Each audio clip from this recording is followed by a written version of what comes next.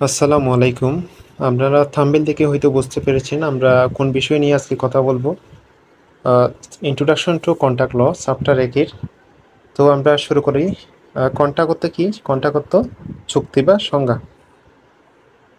Contract অর্থ কি? চুক্তি। এরপরে আইনগত দিকে কি বলে?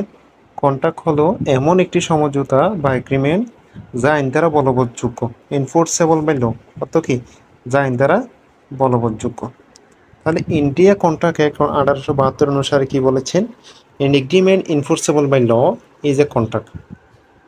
অর্থাৎ সব এগ্রিমেন্ট কন্ট্রাক্ট নয়, শুধুমাত্র আইন দ্বারা কার্যকরযোগ্য এগ্রিমেন্টই কি কন্ট্রাক্ট। আচ্ছা, এরপরে আমরা দেখি এগ্রিমেন্ট ও কন্ট্রাক্টের কি পার্থক্য। এগ্রিমেন্ট ও কন্ট্রাক্টের কি আছে পার্থক্য? তাহলে এগ্রিমেন্ট হতে হলে কি কি প্রয়োজন? একটা অফার প্লাস কি অ্যাকসেপ্টেন্স, মানে আমি একটা কিছু অফার করেছি, ওই অপরজন ব্যক্তি যদি সেটা অ্যাকসেপ্ট করে সেটা হবে কি একটা এগ্রিমেন্ট। আচ্ছা, এরপর আছে কি কন্ট্রাক্ট। আচ্ছা, একটা কন্ট্রাক্ট হলে কি লাগবে? এগ্রিমেন্ট প্লাস লিগাল এনফোর্সিবিলিটি, অর্থাৎ আইন দ্বারা কি বলবৎযোগ্য, এটা কি হবে কন্ট্রাক্ট। আচ্ছা, এরপরে মনে করেন আমি কয়েকটা উদাহরণ দিই। বন্ধুর সাথে সিনেমা দেখতে যাওয়ার প্রতিশ্রুতি। আচ্ছা, আমি বন্ধুর সাথে সিনেমা দেখতে যাব, এটা একটা কি এগ্রিমেন্ট, কিন্তু কি নয়, কন্ট্রাক্ট নয়। কেন? সেটা আমি কোনো প্রকার কি করি নাই, চুক্তি করি নাই, লিখিতভাবে দিই নাই। আচ্ছা, আমরা যদি লিখিতভাবে দিই সেটা হবে কি কন্ট্রাক্ট। যেমন ব্যবসায়িক লেনদেনের জন্য লিখিত চুক্তি কি কন্ট্রাক্ট, কারণ কি আইনে কার্যকরযোগ্য। এরপরে আমরা আরো কয়েকটি দেখি। তাহলে চুক্তির মৌলিক উপাদান কি কি দেখি। 1 নম্বর কি অফার ও অ্যাকসেপ্টেন্স।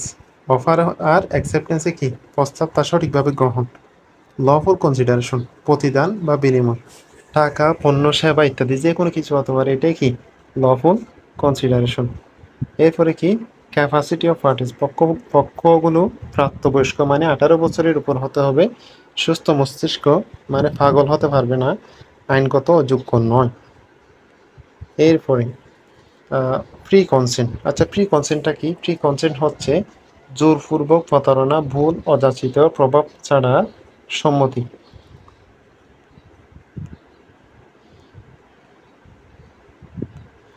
এরপরে লফুল কি কনসিডারেশন। লফুল অবজেক্ট, উদ্দেশ্য কি হতে হবে? বৈধ হতে হবে। 6 নম্বর হচ্ছে লিগাল রিলেশনশিপ তৈরি করা, সামাজিক প্রতিশ্রুতি নয়, আইনি সম্পর্ক তৈরি করতে হবে। সার্টেনিটি, সত্তাবলী স্পষ্ট হতে হবে। এরপরে পসিবিলিটি অফ পারফরমেন্স, চুক্তি বাস্তবায়নযোগ্য হতে হবে। Not expressly declare void. আচ্ছা, ভয়েড মানে কি? ভয়েড হচ্ছে কি যেটাকে নিষিদ্ধ করা হয়েছে, আইন যেটাকে ভয়েড ঘোষণা করেছে সেটা কি হতে পারবে না, কন্ট্রাক্ট হতে পারবে না। 4 নম্বর কি কন্ট্রাক্টের শ্রেণীবিভাগ। আচ্ছা, আমরা কন্ট্রাক্টের শ্রেণীবিভাগগুলো একটু দেখি। On the basis of enforceability, valid contract, void of contract, voidable contract,